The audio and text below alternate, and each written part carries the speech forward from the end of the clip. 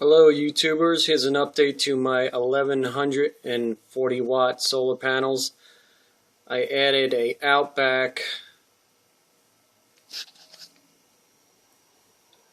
80 amp Flexmax charge controller. That's the fan just came on. You see right here is the readings. It's got 53.6 volts coming in, 13.8 amps from the panels. Output is 14.2 volts, and it's putting out 46 amps to the batteries. Real watts right now, 650 watts. Kilowatt hours produced today is 2.9 kilowatt hours so far. And as you can see, it's an MPPT tracking bulk mode. So it's pumping all the powers into the batteries. This thing is awesome. I love it. I love it. Added a lot of other things. I put shutoffs for the PV panels coming into my two systems. As you can see right here, a simple shutoff on-off switch. Got it at a boat salvage company place for like $5. Works awesome. I'm also going to be adding this right here, this 80 amp Blue C DC fuse, which is probably over $100 to buy. I bought it for $15 at the salvage place, which will help protect my Outback charge controller from the battery positive side. So if the battery surges over 80s, it'll just kick off. I got a lot crammed up into this little space. I also added this battery switch here from a boat also. It's got two all-in-one. Right now battery bank number 2 is powering the inverter, which is run off the Outback charge controller. I isolate my batteries. Battery bank 1 is shut off right now, going to the inverter. But this is the charge control that charges battery bank number 1, which is a ProSign Morningstar. That's my water pump running right now, 12 volt water pump that you hear.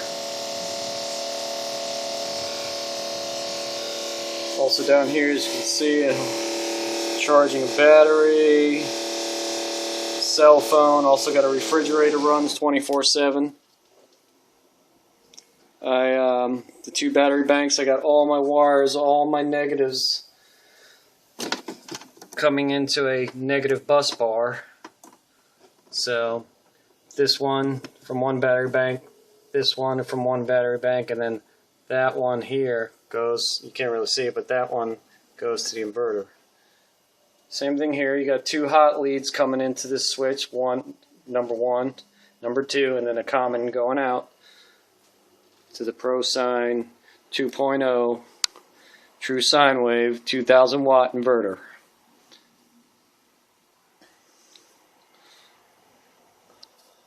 Back to the Outback Flexmax 80. Absolutely love this charge controller. To show you the numbers again.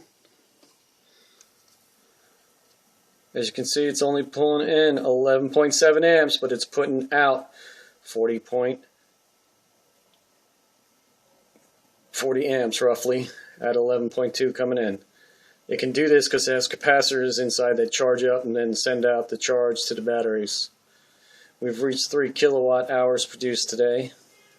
Probably hit 4 by the end of the day, since it's about 4:30 p.m. here in Jacksonville, Florida. On a beautiful day. So here is my update. The battery banks have been isolated to one bank, which is right here, which is 600 amp hours, and the other battery bank back there, which is 500 amp hours. So when I hit the all switch for my inverter, I basically have close to 1200 amp hour watts at 1 amp.